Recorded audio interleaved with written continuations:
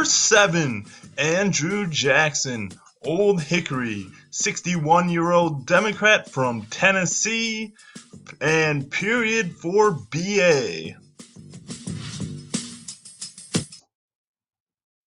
Hey there, AP students. Today we're going to be talking about one of the most controversial presidencies of all time, that being Andrew Jackson. What we see by the early 1830s, we have two political parties. It's the Democrats under Andrew Jackson and an old fragment of the Federalist Party reformed under Henry Clay known as the Whigs. What we see with Jackson's presidency is he really expands federal power and divides the country with some very controversial issues. We'll take a look at 3 of those issues today and get some further background to be able to debate these in class. Those 3 issues will be the tariff controversy, or the tariff of abominations with the nullification crisis, the bank war, and the... Starting first with the tariff controversy of 1828, we can find this man, who we can expect to find at the heart of pretty much any antebellum conflict, John C. Calhoun, senator from South Carolina. You may be familiar with him with such lookalikes like Doc Brown, Sweeney Todd, Sam the Eagle, who I don't even know who that is, and of course the You Have Chosen Poorly guy. Here's the background. 1828, we have the highest tariff passed in peacetime history.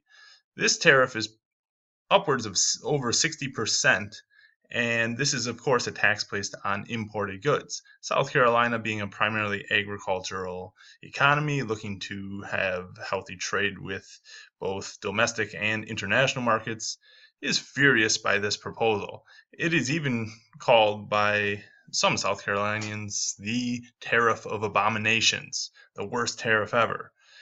What we're going to see is a big confrontation when Jackson comes into office. Keep in mind, this is passed by Congress before Jackson's even elected. And we see an immediate protest being put forth primarily by the voice of South Carolina, John C. Calhoun. Through his South Carolina exposition and protest, he is going to claim that states have the right to declare federal laws unconstitutional. Now, this should sound familiar to you. He's really echoing the words of the Kentucky and Virginia resolutions. If you remember back, James Madison and Thomas Jefferson.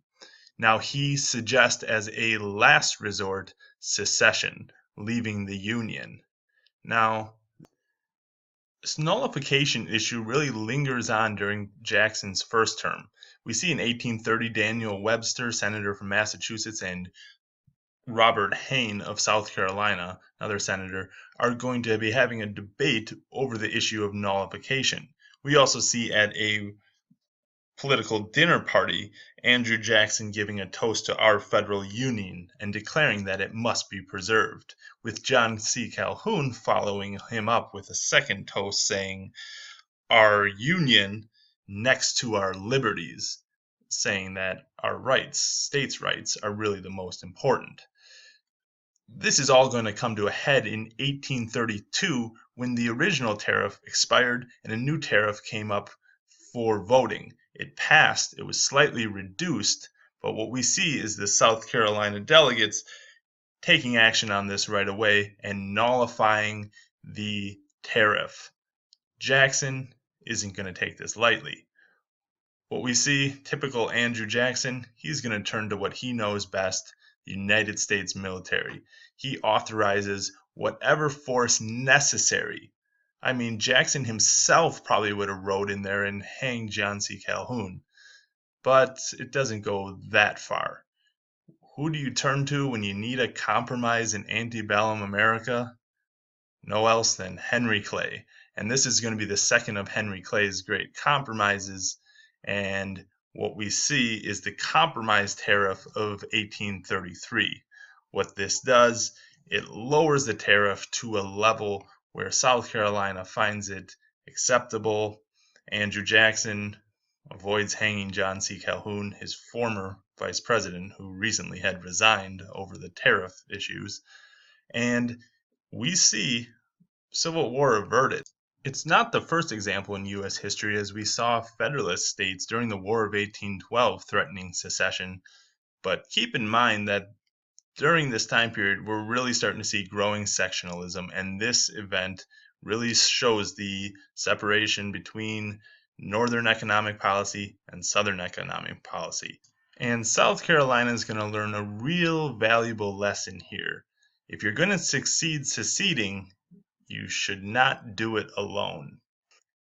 Hey there again, AP students. As we see, Andrew Jackson's one of the most enigmatic presidents we have ever had. He believed in states' rights, believed in laissez-faire economics, yet he was willing to crush South Carolina when they threatened to secede. I'm going to show you something quite interesting here. Andrew Jackson tends to be one of our most ironic presidents as well. As you can see, Mr. Hutmer's got a lot of money, nothing less than a 20.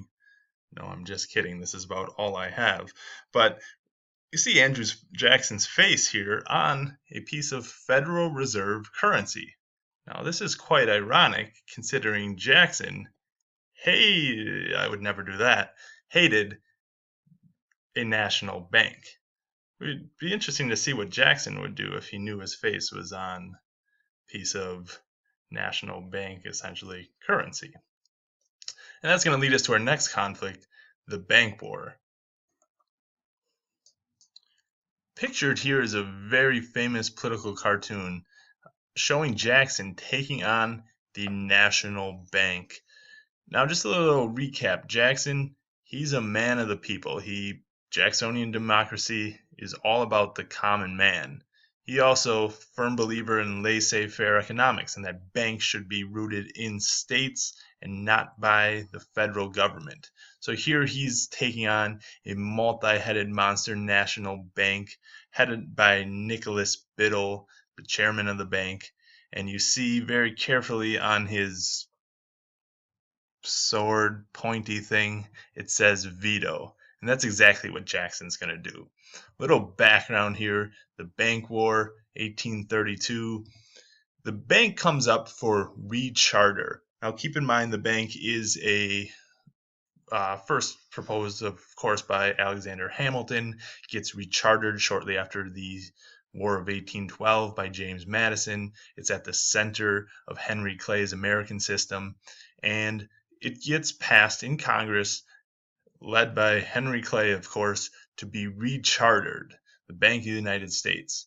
Keep in mind that this was established constitutional under McCulloch v. Maryland, a big-time John Marshall decision.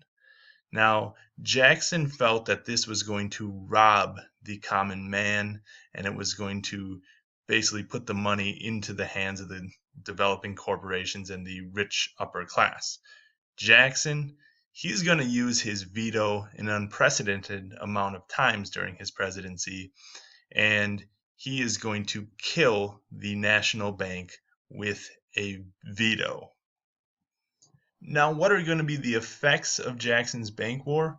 Well, this will be going on right around the time of his re-election in 1832, and he's successful. He wins an overwhelming majority of the vote, gets reelected, and in his second term, he starts unraveling this national bank. What he's going to do, he will start to withdraw federal funds and start placing them into smaller state banks, which Jackson's critics called his pet banks. And what we see as pretty much a direct result is an economic crisis that's going to result from these banks that were not too stable. The banks lose gold and silver with the restriction of credit and bank failures. A lot of these are smaller banks located in western states, and it's going to really plague the country with one of the worst panics, the Panic of 1837. And another effect of this, as we see Henry Clay, the proud advocate of the American system, and Jackson, the Jacksonian Democrat, this bank is really going to put a wedge between two political parties that are really starting to cement the Whigs under Henry Clay and the Democrats under Jackson. And Jackson's for sure going to have his share of critics. We see here one of the most famous Jackson cartoons. You see King Andrew, and if you look carefully, we have number one, we have the judiciary thrown out over the ground. We have Jackson standing on top of the U.S. Constitution, and then thrown off onto the side, we have internal improvements in the U.S. Bank, holding, of course, the veto in his hand, King Andrew. King Andrew the jackass, that is.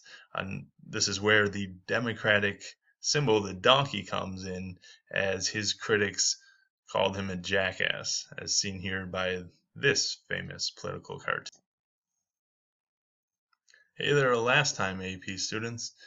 Now, as we see, Jackson's hatred for the national bank is really going to divide the country into two political parties, but it's his hatred for a certain group which is going to lead to one of the most unspeakable tragedies in U.S. history with the Indian Removal Act. Now, taking a look at a map of the Indian Removal Act of 1830, we see a large chunk of Cherokee and Creek land in northern Georgia, as well as a large portion of Seminole land in recently gained Florida, which was purchased from Spain in 1819 and was due large in part to Andrew Jackson's military efforts in Florida.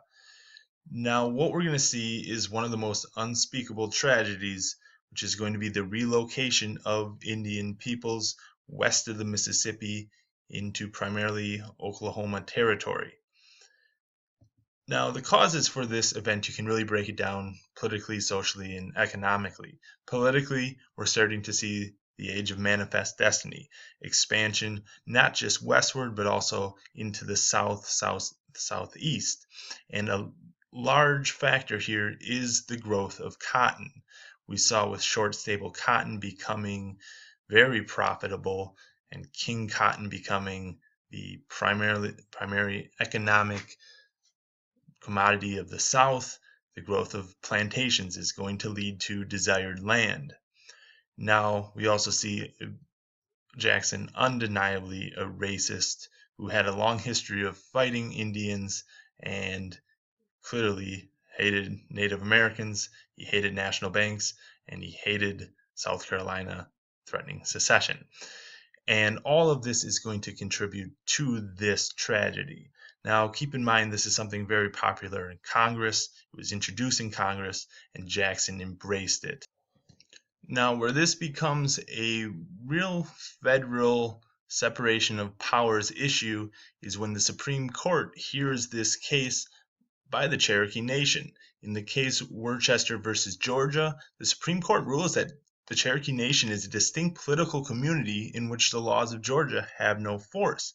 Therefore, Native American removal is illegal.